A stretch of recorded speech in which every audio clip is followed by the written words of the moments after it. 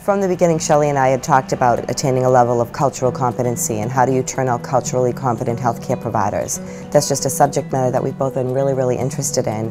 And does that training actually translate into the real world? And the studies that we've seen support that. But we wanted to find something that was service learning oriented, something that kids could just immerse themselves in another culture, just really get to do things that they weren't able to do back in the States. We actually sought out Belize just because it was English speaking, it was something that was accessible to all of our students, and they also had a healthcare program here. And they communicated to us that diabetes was, the leading killer of Belizeans for the past 5 years, so we focused on that initiative to go into schools and educate people, but then we've discovered that there's just so much more.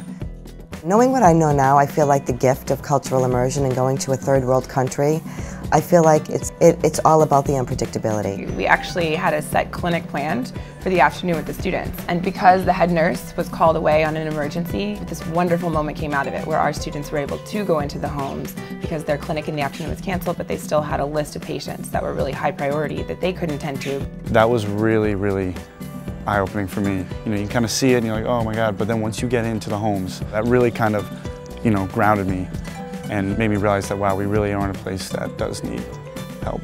In addition to that, we did not intend to test the teachers. A few teachers had asked to be tested.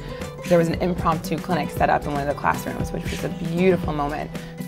I think a lot of students are really struggling with the fact that the healthcare is paid for in Belize.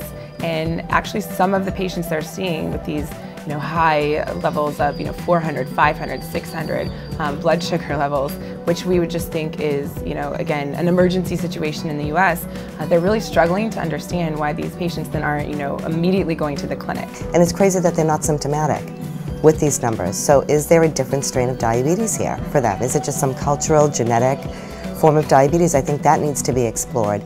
And maybe at some point in the future, could there be certain interventions that our students could play a huge role in? And that's just so exciting because nobody else is doing it here right now. And I think we've seen a lot of growth from the beginning.